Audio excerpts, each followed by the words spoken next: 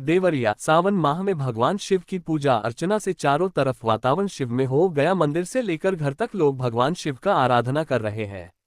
यही ताजा नजारा दुगेश्वर नाथ मंदिर रुद्रपुर एवं महन के महेंद्र नाथ मंदिर का है। भक्तों का सैलाब उमड़ पड़ा। भक्तों द्वारा बरहज सरयू जी में स्नान के बाद गेरुआ वस्त्र धारण कर बोल बम के जयकारा लगाते हुए जल लाकर दुगेश्वर नाथ व महेंद्र नाथ में जल चढ़ाते रहे। वहीं सुबह से ही भक्तों द्वारा गंगाजल, दूध, धतूरा, फूल, भांग, दही आदि लेकर भक्तों ने शिवलिंग पर अभिषेक किया। मंदिर के मुख्य द्वार पर हुई बैरिकेडिंग से भक्तों की भीड़ लगा रहा। इस दौरान मंदिर प्रशासन की ओर से साफ सफाई और मंदिर मार्ग पर प्रकाश व्यवस्था रही।